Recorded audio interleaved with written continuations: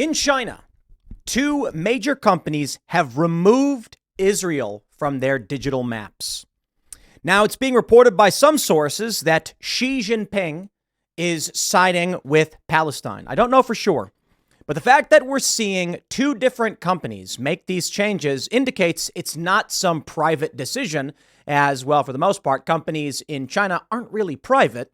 They're always connected to the CCP. It seems like this may be a government move. It may be an indication of something to come. Now, I don't know about you, but there are real fears about World War III. But I must say, with the latest reporting out of Time magazine, it seems like the Ukraine war is over. Russia has won. The U.S. is no longer interested in its old toy and is now focused on the Middle East. Zelensky, of course, is freaking out, but Time magazine is basically reporting Russia's winning. You look at the battle maps, and we'll go over this, and Russia has secured its land bridge into Crimea. Thus, maybe no World War III. You know, it's hard to call it good news, but if Ukraine is losing and the West is backing away in the Eastern European front, we could avoid this spilling out into a massive global conflict and keep things regional, which sucks, but would be preferable to wars popping up all over the place. I'm going to make sure this is clear for everybody. Listen. People got to learn how to think outside the box. What does World War mean? For some reason, and perhaps because of Cold War mentality, people think World War III means the U.S. versus Russia. I don't understand why. The U.S. is already at war with Russia, so if that's the case, then World War III already started with Ukraine. But no, World War is when wars pop up all over the place. You take a look at World War I. And widespread. Why? Well, Europe had a lot of colonies and a lot of territories under its control, various parts of the world, and they're all fighting each other. World War II, not too dissimilar. However, the world part, yeah, Hirohito in Japan, I mean, it's like completely unrelated to Europe. For the most part, we get dragged in Pearl Harbor, and all of a sudden, there is a world war. So what happens if the U.S. is at war in Ukraine and in the Middle East, and then China launches an offensive over Taiwan? It basically ropes everybody into it. And it is not that the U.S. is fighting some evil superpower. It's that war is happening all over the world involving the U.S. and its world police system. In which case, congratulations, World War III. Here's the story. WIO News, or actually, no, I think it is WION. Yeah. Chinese companies, I think the N stands for news, remove Israel from digital maps as Xi backs Palestine. We have the update from the Wall Street Journal. Internet users in China are expressing bewilderment. The name Israel doesn't appear on leading online digital maps from Baidu and Alibaba, an ambiguity that matches Beijing's vague diplomacy in the region and contrasts with its attentiveness to maps generally. Baidu's Chinese language online maps demarcate the internationally recognized borders of Israel, as well as the Palestinian territories plus key cities, but don't clearly identify the country by name. The same is true with online maps produced by Alibaba's AMAP, where even small nations like Luxembourg are clearly marked. Neither company responded to questions on Monday. It is unclear whether the development is new, though it has been discussed by Chinese internet users since the war broke out. China's government has over the years cried foul and levied fines over maps published elsewhere online, such as on hotel websites, for failing to strictly adhere to Beijing's territorial claims, like leaving off a 9-dotted line stretching around the South China Sea that isn't internationally recognized. So what could this mean? My friends, it could mean a whole lot of nothing. Or, as WION argues, Xi is taking the side of Palestine by removing Israel from the map. They are making a public statement, whether they intended it to go this widespread or not. The statement is simple. It is pushing in the direction that Israel does not exist. Why? Well, you can argue that they intend to get involved to some degree opposing the West, and Israel is a nation backed by the West. You could argue that they view it like, hey, there's a dispute between Palestine and Israel, and it's international, nothing to do with us, so we're not going to name either country. Perhaps. I think the more likely issue is it's a statement. China is at odds with us, obviously. There is an escalation and a fear of war. We've been talking about Thucydides' trap for years, and the risk of war with China is growing and China is going to side against Western interests and thus controlling the narrative matters. If the issue is that Israel exists and it gets eradicated in a conflict, well, public sentiment matters. And how about this? You go to the public, you go to your billion plus citizens, you erase Israel from the map, you slowly start changing the narrative, and you say, there's not a nation there. It's a territory in dispute. Then when the war breaks out, whatever ends up happening, China can then say, we didn't wipe out a people or a nation. It was a disputed territory in conflict for a long time. And they will control what can be seen on the internet. The fear, I suppose, is that Thucydides' trap, long feared, could come to fruition. And this is another indication that China is at odds with U.S. policy. Sure. And at odds could lead to serious conflict. The U.S., of course, wants to defend Taiwan because Taiwan is a strategic location, giving the West access to this area. I mean, the fact that U.S. politicians can go to an island just off the coast of mainland China is a big problem for China. Want to understand it better? Imagine if China was sending delegations to Cuba. We would not be very happy about that. And so China wants Taiwan, and they want to secure as much as possible of the South China Sea. As the U.S. forces continue their patrols, you have to understand this is, look, we send aircraft carriers and strike groups through the Strait of Taiwan right next to China. Imagine if China did that to California. Now, they've done it to Hawaii and they've done it to Alaska, and we've been concerned about it. And so there is a fear of escalating war. Now, back on the home front, what does this mean for you? CBS News reports FBI Director Christopher Wray warns Congress of terror threats inspired by Hamas's attack on Israel. FBI Director Chris Wray warned Congress Tuesday that Hamas's terror attacks on Israel could motivate threats similar to those posed by ISIS in years past, according to law enforcement assessments. But he cautioned there is no indication Hamas itself intends to or has the capacity to conduct attacks in the United States. Quote, "We assess that the actions of Hamas and its allies will serve as an inspiration, the likes of which we haven't seen since ISIS launched its so-called caliphate several years ago.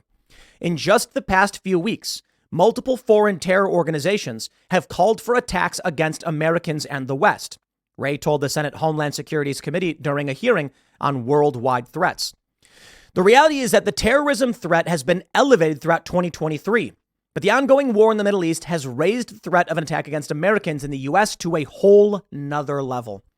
You ever stop and think about a whole another? It's just another level. Another isn't a space nother. Nother isn't a thing. Okay. I just find that phrase silly. A whole nother. In the wake of Hamas's attack on Israel on October 7th and Israel's subsequent strikes against the Hamas-controlled Gaza Strip, the FBI director has said that the U.S. intelligence community is most concerned about lone wolf-style assailants targeting Western nations. Quote, "Here in the U.S., our most immediate concern is that violent extremists, individuals or small groups will draw inspiration from the events in the Middle East to carry out attacks against Americans going about their daily lives." He warned again during his congressional testimony. In written remarks submitted to Congress, the FBI director clarified, "We have no information to indicate that Hamas has the intent or capability to conduct operations inside the U.S., though we cannot and do not discount that possibility. Considering the southern borders wide open, and that's part of U.S. policy, I would not be surprised if we have serious threats inside this country." Days after Hamas launched its attacks in Israel, Wray told reporters the threat landscape is going and continues to evolve. Law enforcement, he said, cannot discount the possibility that terror groups like Hamas and its allies could use the attacks and Israel's response to exploit the conflict and inspire attacks in the U.S. According to the FBI director, the potential threat does not just come from Hamas-inspired actors. Iran and Hezbollah, he said, also pose a possible danger to the U.S. for both cyber and kinetic attacks. ISIS and Al-Qaeda have also issued calls to action, Wray said. "We're keeping a close eye on what impact recent events may have on those groups' intentions here in the U.S. and how those intentions might evolve," Wray said. We had Scott Horton on the podcast on Timcast IRL last week, and he made a good point. He said the actions taken by Israel are going to cause, I'll paraphrasing, problems for us in the U.S. Why is the United States involved? First question. Next, you have Israel, which does rely greatly on Western funding, support, missile batteries, etc. The argument made by Scott Horton, I don't completely agree with, but his point was that because Israel knows that they're backstopped by U.S. military forces, they can do what they want and then say, U.S., pony up the defenses. If the U.S. was not backing Israel, Israel would be much more conservative on how they respond to Hamas. I'm not making a moral statement here. This is what Scott Horton said. However, one thing is to be mentioned. When Israel strikes Gaza and bombs these buildings, it is tremendous collateral damage. This means many civilians die. I'm not making a moral position on whether you think it's right or wrong. The point is, Iran, Hezbollah, and other nations then look to us as we supply armaments to Israel. And thus, we're involved. Iran is it's already put out a call to action. They've already attacked U.S. military bases, their proxy forces and militias. And what are the chances that we here in the United States, because of a foreign conflict in the Middle East that Americans mostly don't want to be involved in, what are the chances that someone sneaks to the southern border and then we face a terror attack, blowback, as the CIA calls it? Yeah, it's not a good place to be. Now, with all this stuff going on, I want to stress, as I stated in the beginning of the segment, it is not all bad news. Well, I guess if you're Ukraine, it's bad news because Ukraine lost. Russia got what it wanted. Ukraine may actually totally collapse because of this. I mean, this is crazy. Time magazine's cover story. Nobody believes in our victory like I do. Inside Volodymyr Zelensky's struggle to keep Ukraine in the fight. Kanakoa, the Great, on Twitter, breaks down several key points from the article, which I think are the most important. Time magazine reports that Ukraine struggles to rally financial support after its failed counteroffensive and amid allegations of widespread corruption. A top Ukrainian presidential advisor warns that, quote, people are stealing like there's no tomorrow when asked about bribes and corruption. 59% of Americans don't want Congress to provide more weapons to Kiev, up from 35% in June. The southeastern fifth of Ukraine, where the population is predominantly Russian speakers, remains under Russian control. Zelensky's close advisor warns that, quote, he deludes himself. We're out of options. We're not winning. But try telling him that. Ukraine's shortage of soldiers is more dire than its deficit in arms and ammunition. Draft officers pull men off trains and buses and send them to the front. The death toll has long surpassed 100,000 on each side of the war, forcing the draft of the elderly, raising the average age of a Ukrainian soldier to around 43 years. My friends, I am 37 years old, and I'm getting there. You know, I've been skating my whole life. I had to start stretching. You should always stretch, even when you're young. You're better off doing it. But usually, man, when I remember being 20 years old, jumping out of the car, throwing down the board, jumping on it, and not even thinking twice about stretching. Now I go out, throw the board down, jump on my board, cruise around for a little bit, get a few minutes of, pumping back and forth, and then I do a few stretches. It's probably the safer thing to do. And, I don't know. I would say this. I probably feel like 95%. That 5% is where I start going, I better start taking this seriously and stretching and eating better because, I should have done this earlier, but now I start to get it, right? And everybody, y'all are older than me. You get it too. Imagine 43-year-old soldiers. I don't know how they're going to handle this. Corruption remains widespread despite Zelensky firing numerous officers and the defense minister. Zelensky is worried that the focus of Ukraine's allies in the U.S. and Europe and the global media has already shifted to Israel, Palestine, and the Gaza Strip. Yup. Why are Time magazine and the corporate media starting to throw Ukraine and Zelensky under the bus? The truth is, despite what Janet Yellen and Joe Biden says, the U.S. cannot afford multiple wars. And with it looking like Ukraine has been losing for a long time, and they've been lying, it's time to retreat. Propaganda, my friends. Remember when we said on this show months ago, Ukraine is losing? It's not because we don't like Ukraine. I like Ukraine. I have been there several times. I know people there. I have friends that are from Ukraine. They fled mostly. I thought Kiev was awesome. Went to the mall, had a lot of cabbage with like beef in it. And now the war has killed a lot of people, and it's horrifying what's happened. But if you can't win, you can't win. And the U.S. should not be footing the bill for Ukraine. But here we are. Take a look at some of these select quotes that Kaneko has highlighted. How about this one? People are stealing like there's no tomorrow. We read that one. He deludes himself. One of his closest aides tell me in frustration, we're out of options. We're not winning, but try telling him that.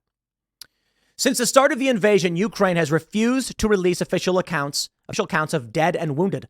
But according to the U.S. and European estimates, the toll has long surpassed 100,000 on each side of the war.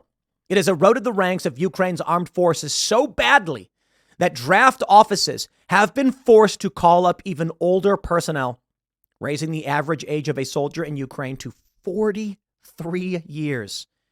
They're grown men now, and they aren't that healthy to begin with. This is Ukraine, not Scandinavia. So we're dealing with men. And Ukraine is not a wealthy nation. I don't know where Ukraine stands in terms of economics. I can tell you my personal experience. When I was there in 2013 and then again 2014, and then I think again in 2016, what was explained to me is that the average person's making, what was I told? Like the equivalent of $400 a month. Hryvnia is their currency. The equivalent of $400 a month. These people are not the healthiest of individuals. They're struggling. Now, something interesting that happened in Ukraine was that Western countries started hiring programmers in Ukraine because it's cheaper. And with coding work and digital work, so you could be anywhere. So you find a guy who's like, I got all of these years of experience developing and computer programming. I can do it from anywhere in the world. And I only need to make, 60 to 100K per year if I'm living in Ukraine. And then this actually was helping to bolster the economy. But here we can see it. It looks like Ukraine is done. And that may be it. Take a look at the interactive map of Ukraine. This is it's from liveuamap.com. We'll zoom out a little bit. And you can see the keys here. The red is territories captured by the Russian forces, and the blue is the territories liberated by the Russian forces. Now, why is it that all of this southeastern territory is Russian, but up north, these areas, they're blue, liberated from Russian forces? I'll tell you what I think. Russia moved in from Belarus. They attacked from two directions to split Ukraine's forces. They had a minor incursion into Kiev, specifically to force Ukrainian forces to defend its capital so they could move into the southern region and seize the land bridge into Crimea, which they have heavily fortified and now control, and Ukraine has lost. The moment the map became as such, I think it was fair to say Ukraine lost. Russia will fortify this territory, and that's it. That's what they want. It's what they've wanted from the get-go. This started a long time ago with the annexation of Crimea. Russia has a naval base. The soldiers walk out of the base and say, we're going to have a referendum. And then surprise, surprise, everyone voted to join Russia. Now, maybe many on the Russia side say it was a legitimate referendum. On the American side, they say there's no way. But I got to be honest. You're going to get propaganda from all sides. But I do believe that it's fair to say these areas are strongly Russian speaking. And there is a split pro-Russia versus pro-EU sentiment in Ukraine. That is to say, I wouldn't be surprised to find out that people in Crimea actually did want to join Russia because of what was happening in Kiev. Now, I don't know for sure, but I'll put it this way. What if? It's hard because we don't have strong neighboring nations like Mexico and Canada, and not really we're the power. But imagine you were in a state. Let's say you're in Idaho, and then a bunch of people from Eastern Oregon are like, hey, we want to join Idaho. Quite literally, this is happening. And then Idaho says yes. What are we going to believe that in Oregon, in the capital, in Portland or whatever, that when they say, no, this is Idaho stealing our territory, they don't want to actually join up? I would not be surprised based on what's going on with Ukraine and the sentiment that was either for Russia or for the EU. Many of the people in the Southeast and the East wanted to join the Russian Trade Federation for obvious reasons. The closer you get to Russia, the more people are speaking Russian, the more they have family and family history with Russians. And the further west you go, then the more it becomes more EU. And this is splitting the country in half. Now, I don't know for sure. I'm not here to argue that. The point I'm making right now is that with this, Ukraine lost. Russia's going to control what they control, and that's going to be the end of it, most likely. They will be fighting for some time, but the heat of the war is likely over. And there's several foreign policy politicos on social media and various outlets that are arguing something similar. I'm not a military expert. I'll just say when I saw this map, the BBC published something similar. I'm like, so Russia won. They control what they want to control, and they fortified it. That's right. But what this means, maybe no World War III. The fear is that with fighting on the Eastern Front of in Europe, plus Middle Eastern conflict, China moves on Taiwan, and now you've got the makings of World War III. Many had argued that Ukraine was World War III, prominent politicians in the EU. Now maybe not so much. Maybe we back away, we stop funding this, things died down, and we do not see nuclear conflict. My fear was that if Russia was losing, they'd use some kind of tactical nuke on the battlefield. Now they don't need to. The big question now, as we're seeing Israel be removed from Chinese interactive maps, is China going to get involved themselves? We'll see. We'll see. I think this is, as bad as all of this news is, technically, there's some good news in the pressure seems to be alleviated to a certain extent. So stay vigilant, pay attention. There is fear of terror attacks in the United States, and we are getting heavily involved in the Middle East, which could still spiral out of control. Hopefully it doesn't. Next segment's coming up at 4 p.m. on this channel. Thanks for hanging out, and I'll see you all then.